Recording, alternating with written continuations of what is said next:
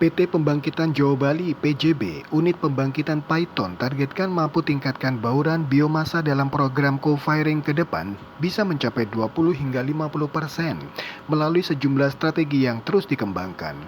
Program co-firing atau penambahan biomasa sebagai bahan bakar pengganti parsial dalam PLTU batubara itu merupakan salah satu upaya untuk mencapai target bauran energi baru terbarukan nasional hingga 23% pada 2025 mendatang.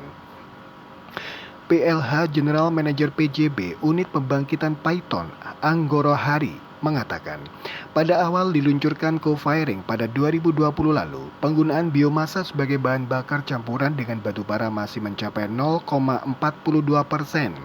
Namun, secara bertahap, co-firing terus ditingkatkan sehingga pada November 2021 bisa mencapai 3,6% dan pada Desember 2021 telah mencapai 4,4%.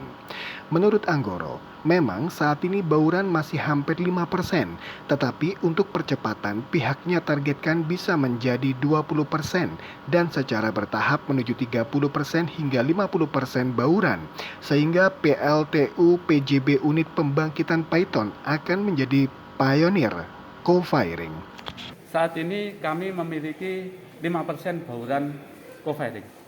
Jadi dari total konsumsi kami yang 300.000 metrik ton batu bara, kami memiliki cadangan 5%-nya, 15.000 biomasa. Ini yang ada di PLTU Paiton. Ini yang bisa disuplai oleh teman-teman produsen-produsen kayu yang ada di sekitar Probolinggo.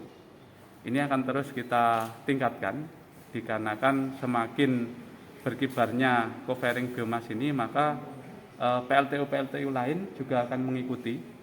Kemudian juga produsen-produsen biomas ini akan terus berkembang, akan terus tumbuh, sehingga ke depannya nanti biomas ini bukan hanya menjadi set produk, tapi menjadi main produk yang akan mendukung bauran energi baru terbarukan di Indonesia.